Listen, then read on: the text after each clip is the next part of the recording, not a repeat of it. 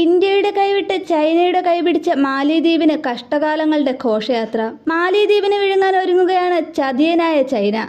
മാലിദ്വീപിൽ തങ്ങളുടെ സൈനിക സാന്നിധ്യം വർദ്ധിപ്പിക്കാൻ ചൈന ഒരുങ്ങുന്നതായാണ് ആരോപണം. വൻ കാർഷിക പദ്ധതിയുടെ മറവിലാണ് ചൈനയുടെ പുതിയ നീക്കം. മാലിദ്വീപിലെ പ്രധാന പ്രതിപക്ഷ പാർട്ടിയായ MDP ആണ് മാലിദ്വീപ് സർക്കാരിനും ചൈനയ്ക്കുമെതിരെ ഗുരുതര ആരോപണവുമായി രംഗത്ത് വന്നിരിക്കുന്നത്. മാലിദ്വീപ് നാഷണൽ ഡിഫൻസീവ് ഫോഴ്സിന് വലിയ സാന്നിധ്യമുള്ള ദ്വീപാണ് ഉദുരുതില വൽഹു.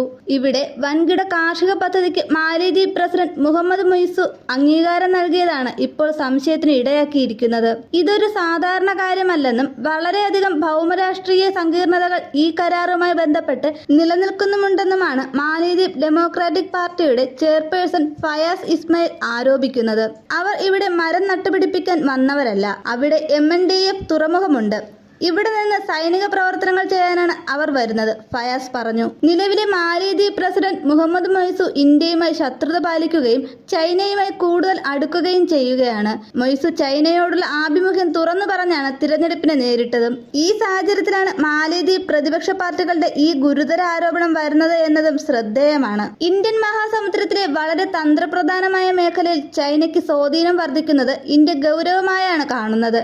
എന്നാൽ ഈ നീക്കം മുൻകൂട്ടി കണ്ടുകൊണ്ടാണ് ലക്ഷദ്വീപിൽ ഇന്ത്യ നാവിക സാന്നിധ്യം ശക്തിപ്പെടുത്തിയത്. ചൈനയുമായി ഉണ്ടാക്കിയ കരാർ മാലിദ്വീപിനെ അപ്പാടെ മുക്കാൻ പ്രാപ്തിയുള്ളതെന്നാണ് പ്രതിപക്ഷം ആരോപിക്കുന്നത്. മാലിദ്വീപിലെ ഇന്ത്യൻ സൈനികരെ പിൻവലിക്കണമെന്ന പ്രസിഡന്റ് മുഹമ്മദ് മൊയ്സുവിന്റെ അന്ത്യശാസനത്തിന് പിന്നാലെയാണ് ചൈനയുമായി മൊയ്സു കരാർ ഉണ്ടാക്കിയത്. സഹകരണം ശക്തിപ്പെടുത്തേണ്ടതിന്റെ ആവശ്യകതയെപ്പറ്റി മാലിദ്വീപ് പ്രതിരോധ മന്ത്രി മുഹമ്മദ് ഖാസൻ മൗമൂനും ചൈനയുടെ രാജ്യാന്തര സൈനിക സഹകരണ ഓഫീസിലെ deputy director major general Sam ബൗഖുനും ചർച്ച നടത്തിയതിനു ശേഷമായിരുന്നു ഈ കരാർ. സഹകരണ കരാറിന്റെ കൂടുതൽ വിവരങ്ങൾ പുറത്തുവിട്ടിട്ടില്ലെങ്കിലും 12 പരിസ്ഥിതി സൗഹൃദ ആംബുലൻസുകളും ചൈന മാലിദ്വീപിന് കൈമാറിയിരുന്നു. പിന്നാലെ ചൈനയുടെ ചാരക്കപ്പലിന് മാലിദ്വീപിൽ നങ്കൂരമിടാൻ അനുമതി നൽകുകയാണ് ചെയ്തത്.